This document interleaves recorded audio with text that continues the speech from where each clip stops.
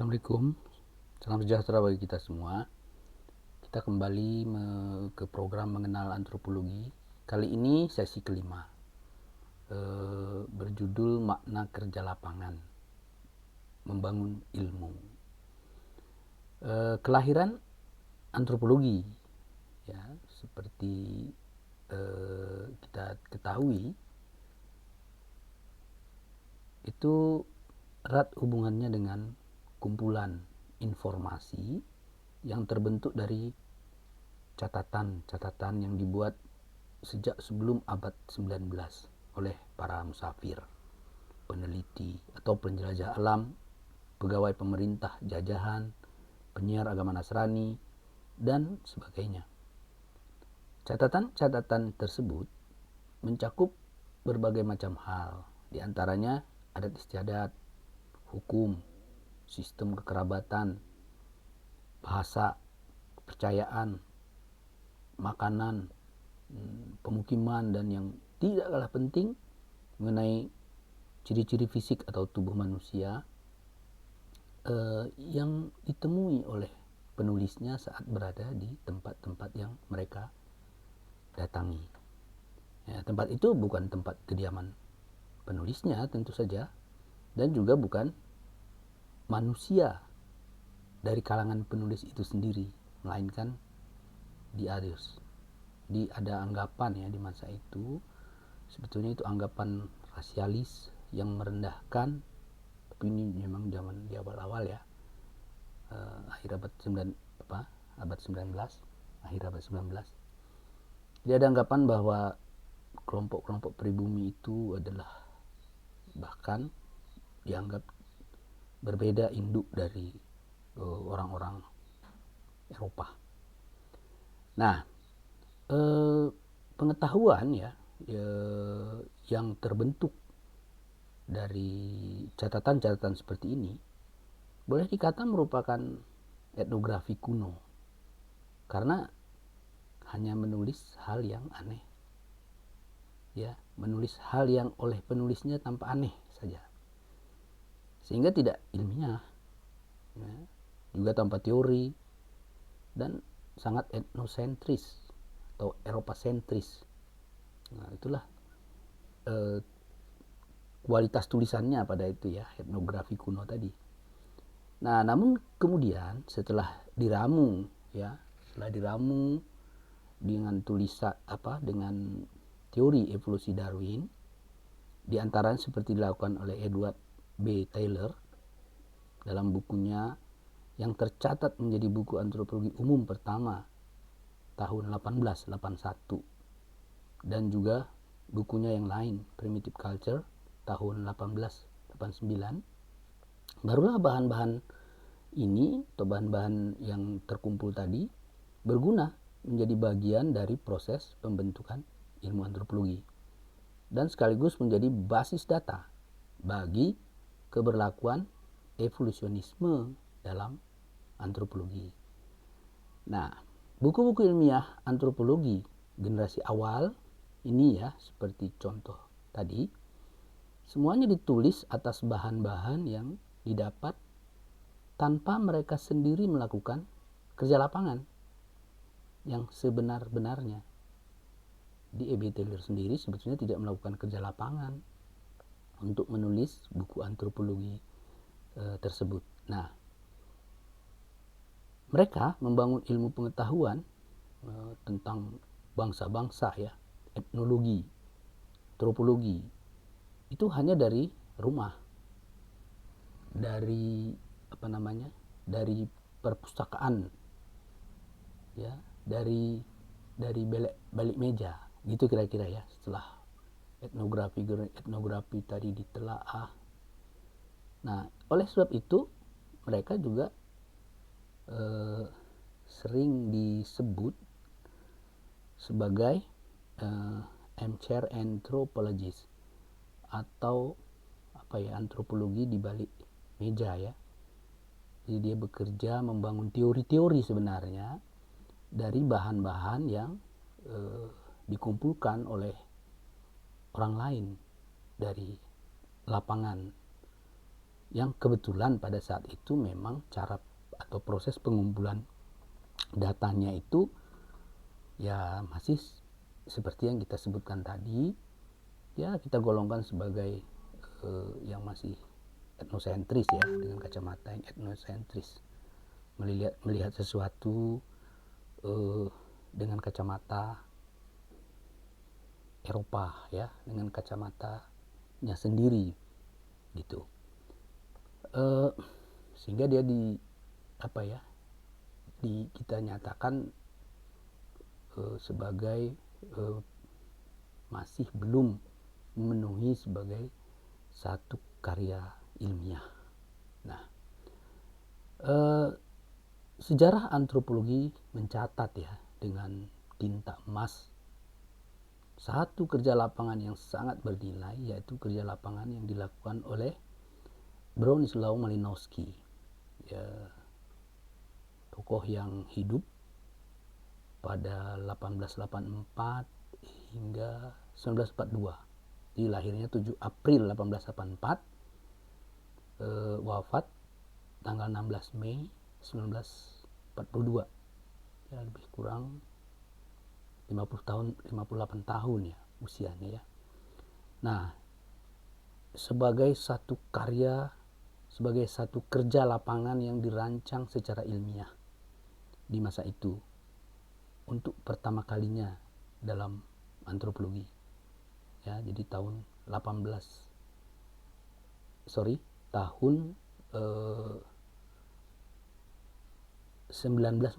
ya, tahun 1914. Jadi kerja lapangan yang melahirkan beberapa buku etnografi ini dilakukan di awal abad 20 dan dikenal sebagai tonggak utama dari antropologi etnografi modern atau antropologi yang modern ya. Malinowski melakukan kerja lapangan itu di Kepulauan Trobriand selama 4 tahun. Nah, luar biasa. Yaitu antara tahun 1914 1918. Ini tahun dimana sebetulnya Perang Dunia Pertama pecah ya. Nah, pada saat itu juga Malinowski ini pergi ke lapangan ke Trobriand. Malinowski ini adalah orang Polandia ya. Ayahnya juga seorang profesor sebenarnya. Nah, jadi sebuah kerja lapangan yang sangat lama dan memang berhasil membuat Malinowski bisa menelurkan beberapa etnografi dengan pendekatan fungsionalisme. Ya, berarti pada saat itu dia sudah mulai mengenyampingkan pendekatan evolusionisme yang tengah berpengaruh ya saat itu dalam antropologi, karena evolusionisme yang dibawa oleh E.B. Taylor ya, E.B. Taylor ke dalam antropologi. Nah, jadi sangat kuat sebetulnya pengaruhnya di antropologi. Tapi pada saat Malinowski tampil dengan bukunya dari hasil penelitian lapangannya itu, maka pendekatan fungsionalisme itu muncul dan boleh dikatakan menyingkirkan ya, mengalahkan evolusionisme pada saat itu. Nah, atas peristiwa akademik inilah ya Malinowski kemudian didapuk sebagai bapak etnografi. Nah, jadi sebagai bapak etnografi menarik juga sih kita ketahui bahwa beliau ini tahun 1908 itu sarjana dari Fakultas Ilmu Pengetahuan Alam sebetulnya ya. Dan dia orang yang tertarik pada psikologi. Tapi pada saat yang sama juga menyukai folklore dan etnologi. Ya. Lalu dia kuliah ya, mengambil program doktor, tapi karena tidak ada etnologi di waktu itu ya di London School of Economics, lalu dia mengambil sosiologi empirikal. Jadi dia akhirnya doktor pada tahun 1916 dalam bidang sosiologi empirikal. Tapi dia guru besar ya pada dalam bidang antropologi, karena memang dia sebetulnya sangat concern dengan ilmu ini. Hanya saja di London School of Economic itu tidak ada ya antropologi, tapi dialah tercatat pada masa itu satu-satunya sebagai guru besar antropologi di sana. Tahun 1925 atau 1926 barangkali ya, kita bisa lihat nanti lebih jelas lagi sejarahnya. Nah, kita sebetulnya ingin melihat ya sebetulnya seperti apa sih makna kerja lapangan ini ya di dalam antropologi ya. Nah, jadi kerja lapangan dalam konteks modern ya sejak Malinowski tampak menjadi sangat vital dan penting maknanya dalam etnografi ya, berarti sekaligus dalam antropologi ya. Tidak ada etnografi yang dapat dibuat tanpa kerja lapangan. Bahkan belakangan kerja lapangan itu sendiri sudah dianggap identik dengan etnografi. Semula etnografi hanya bermakna pelukisan tentang masyarakat dan kebudayaan suku bangsa. Sekarang etnografi yang dibuat tanpa kerja lapangan dianggap nonsens. Begitu juga kalau tidak memiliki pendekatan atau kacamata atau perspektif atau paradigma seperti yang sudah dilakukan sebelumnya oleh Malinowski. Nah, itu juga dianggap kurang bernilai atau hanya common sense saja. Nah, jadi yang paling penting adalah bahwa etnografi harus atas dasar kerja lapangan. Nah, dan kerja lapangan ini sendiri akhirnya sering dinamai menjadi etnografi itu sendiri. Nah, yaitu kerja lapangan dalam setting kultural tertentu.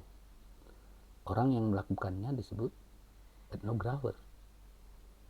Nah, jadi kerja lapangan itu menjadi sangat vital ya bagi pembuatan etnografi ya. Nanti akan kita bicarakan lebih lanjut. Sebetulnya etnografi itu peranannya menjadi basis ya atau dasar pembuatan teori-teori, sebetulnya teori-teori atau etnologi ya dalam antropologi.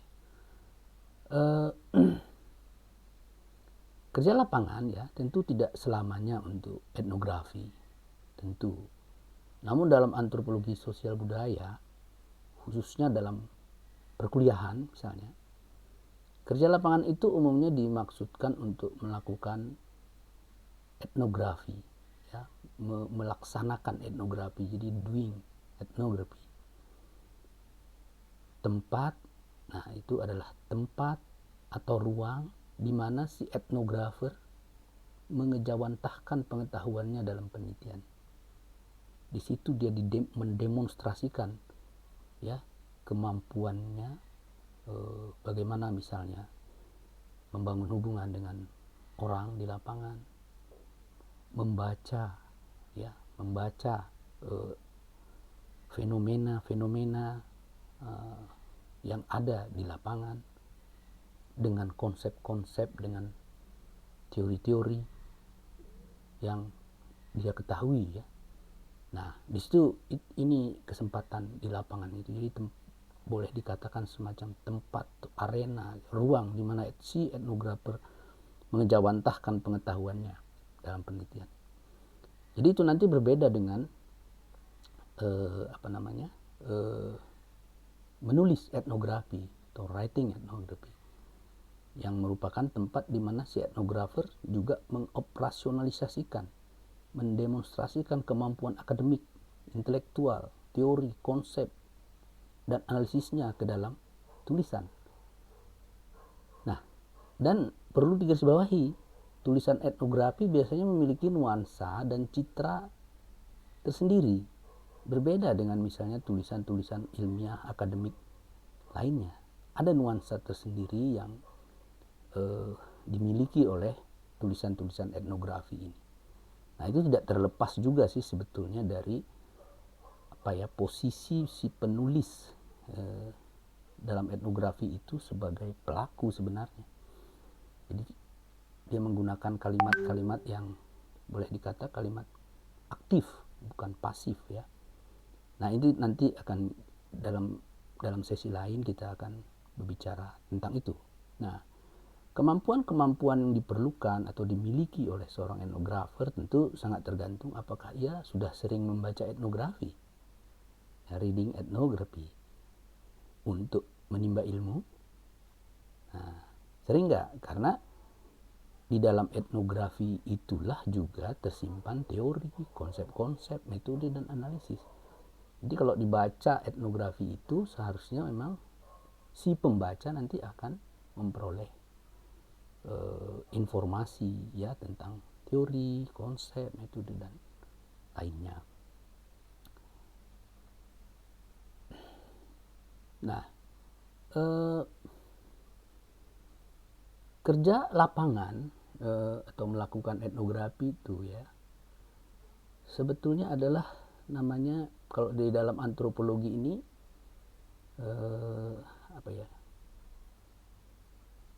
kerja lapangan itu adalah pergi ke lapangan dan hidup ya di antara subjek, to go and live among the subject ya. Ini dilakukan kata Eller ya, kita mengutip dari Eller, karena metode-metode pengumpulan data dalam ilmu-ilmu sosial yang ada itu ada keterbatasan ya. Misalnya kuesioner gitu ya, angket, wawancara, itu ada keterbatasannya. Jadi kalau kita misalnya mau mengetahui bagaimana misalnya nelayan merasakan, mengalami sendiri ketika menangkap ikan malam hari, dalam gelap, dalam hujan, angin kencang. Nah, bagaimana melukiskan itu sangat sulit ditangkap dengan hanya misalnya metode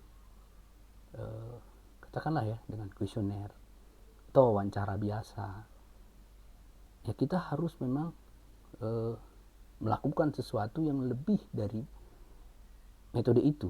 Nah, untuk itulah antropologi sosial budaya biasanya melakukan kerja lapangan etnografi itu biasanya dengan metode partisipan observation atau observasi partisipasi.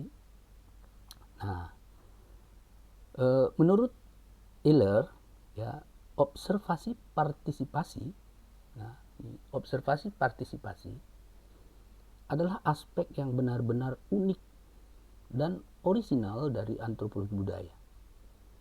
Para antropolog pergi untuk hidup di antara orang-orang yang mereka pelajari, tetapi lebih dari itu, mereka hidup seperti orang-orang yang mereka pelajari. Tidak ada ilmu sosial lain yang melakukan hal yang sama, meskipun beberapa telah mengadopsi metode ini pada kesempatan tertentu. Antropolog itu tinggal, hidup, nyemplung, tenggelam dalam lautan kehidupan orang-orang, warga dari suatu masyarakat dan kebudayaan tertentu yang kepadanya antropolog itu tengah belajar.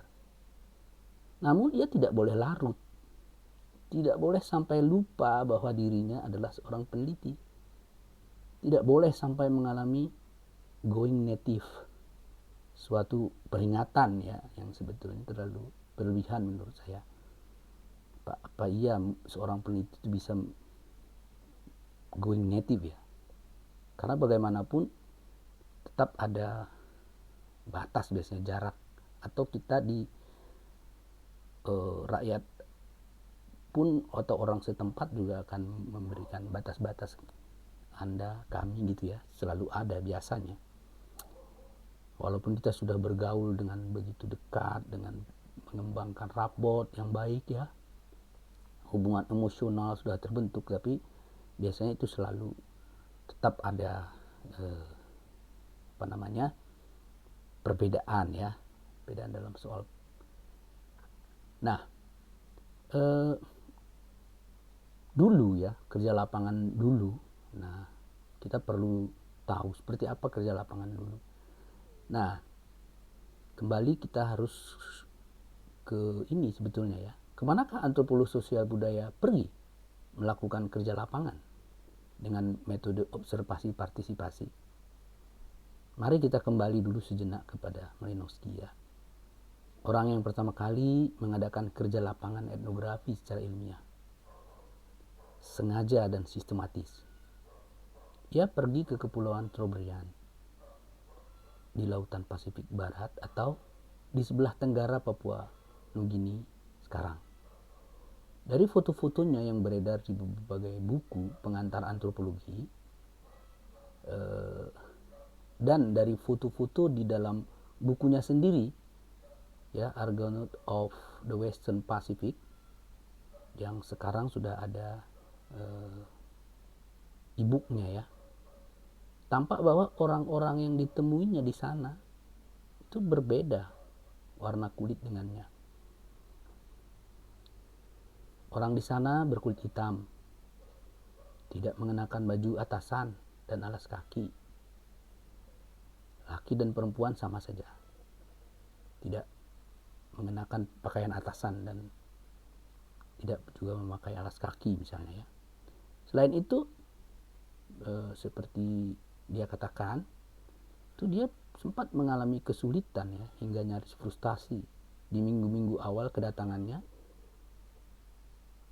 karena dia datang juga hidup di sana itu seorang diri juga ya. Kenapa? Karena dia mengalami kesulitan untuk berkomunikasi dengan orang-orang di sana lantaran ada apa istilahnya pidgin English. Itu orang di sana berbahasa Inggris, tetapi vocabulary yang dimiliki sedikit sehingga tidak bisa menerangkan dengan utuh ya, dengan penuh hal-hal yang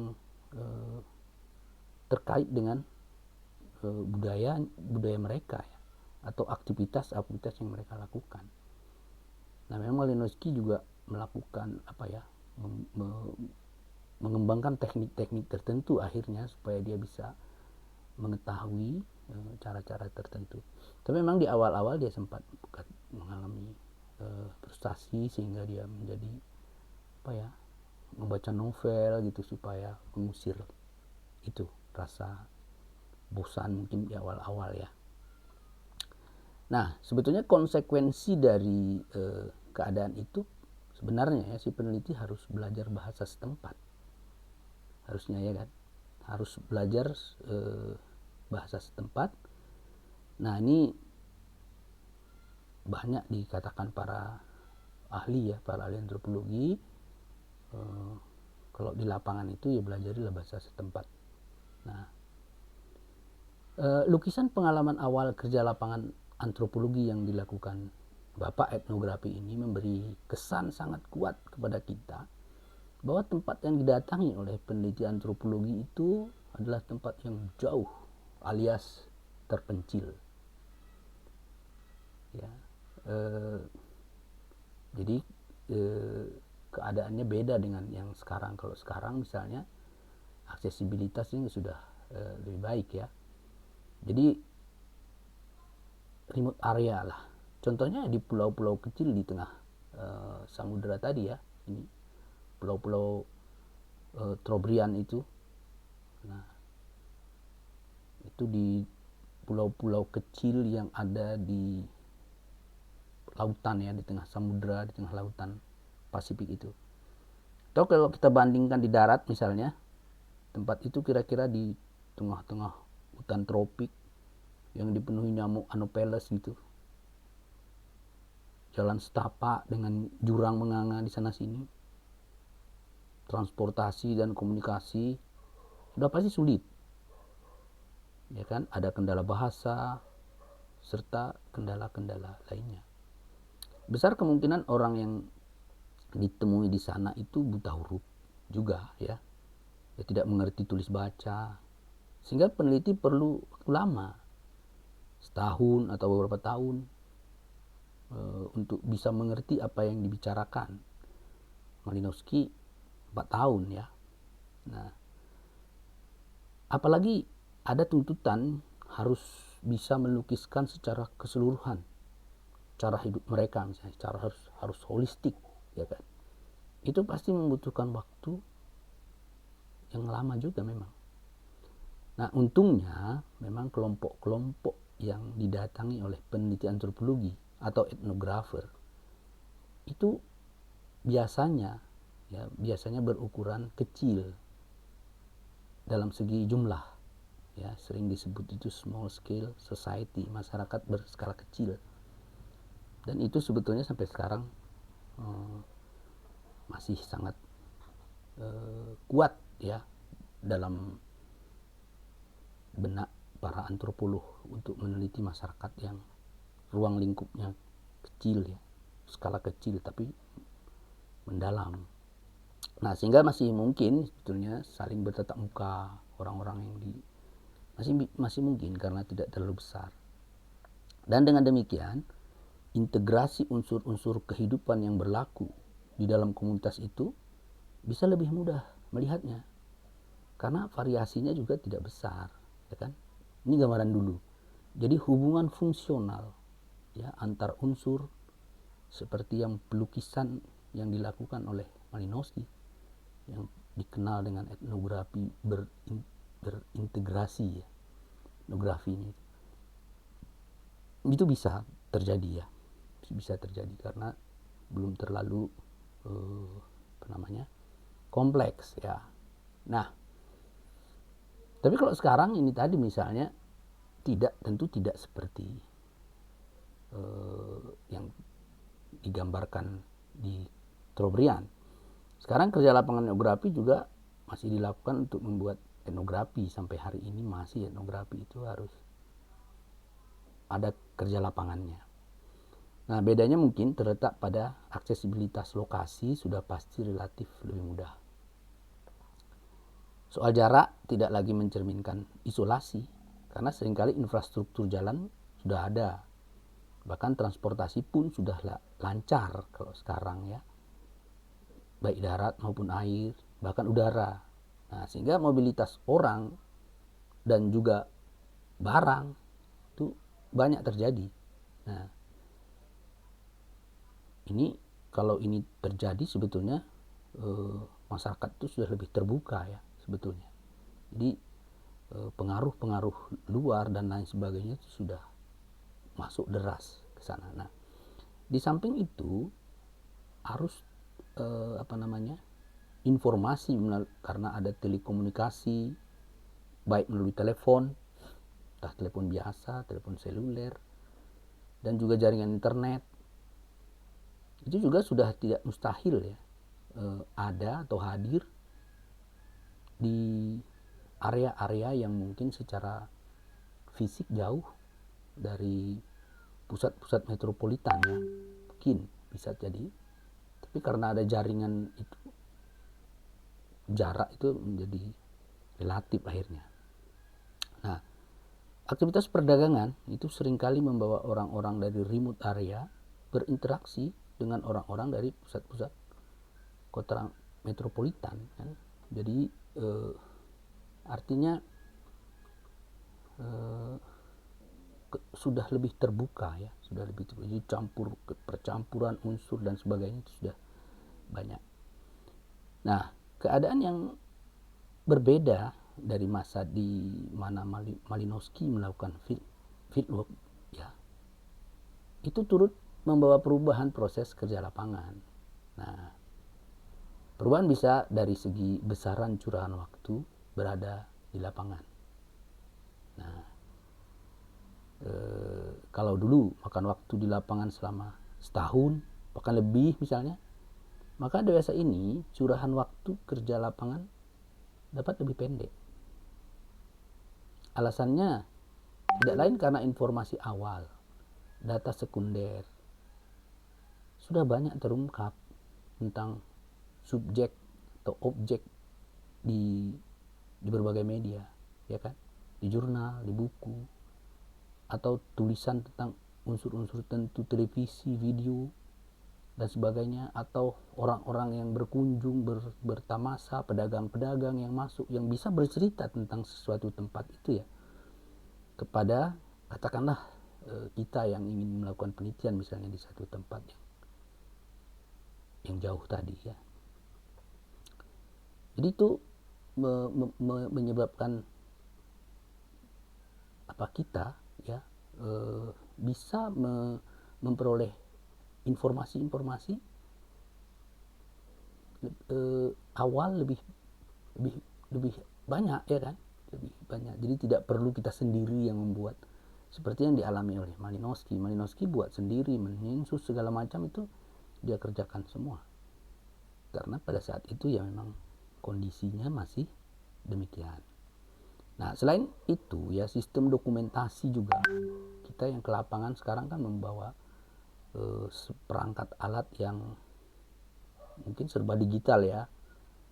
Ya, jadi mempunyai sistem dokumentasi, alat penyimpanan dan lain-lain terdukung oleh teknologi digital ya yang kita gunakan. Akibatnya peneliti bisa menghemat waktu.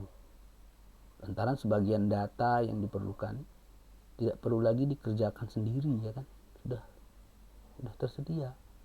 Menyimpannya pun sudah lebih gampang, lebih mudah. Nah, data-data dimaksud bisa kita peroleh dari sumber sekunder, walaupun untuk aspek penghayatannya masih tetap harus makan waktu. Dengan kata lain, memang kerja lapangan untuk etnografi bagi antropologi memang tidak bisa digantikan ya, gak tergantikan, harus. Nah, ya kecuali kita cukup misalnya mau mempelajari suatu kelompok tanpa harus menyemplungkan diri hidup dengan mereka. Misalnya cukup dari interaksi internet ya, misalnya dalam grup-grup yang ada di media misalnya, kecuali seperti itu. Tapi biasanya dalam penghayatan etnografi itu kan selalu kurang memadai ya, tidak memadai. Kita harus pergi ke lapangan untuk menangkap ruh dari kehidupan itu secara lebih lengkap ya. Bagaimana kita bisa menangkap sudut pandang mereka itu secara lebih lengkap, kontekstual ya, kontekstual. Nah, untuk itu memang kita harus perlu ada waktu untuk tinggal, hidup, dan bersama dengan masyarakat atau kelompok yang akan kita pelajari. Di lain kesempatan kita akan membicarakan soal bagaimana sih cara di lapangan ya.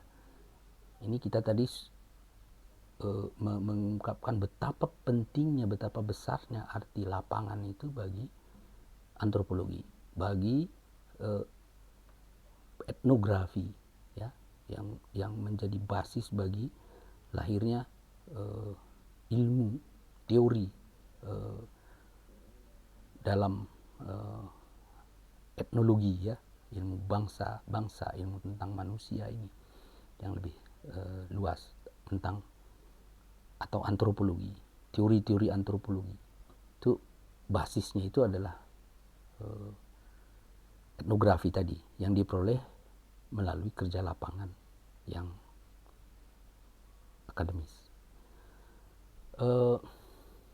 Inilah referensi yang kita pakai dalam membicarakan ini tadi. Nah, mudah-mudahan pembicaraan ini bisa bermakna, berguna. Terima kasih atas perhatian. Semoga bermanfaat. Dan jangan lupa subscribe, like, dan share. Terima kasih. Assalamualaikum warahmatullahi wabarakatuh.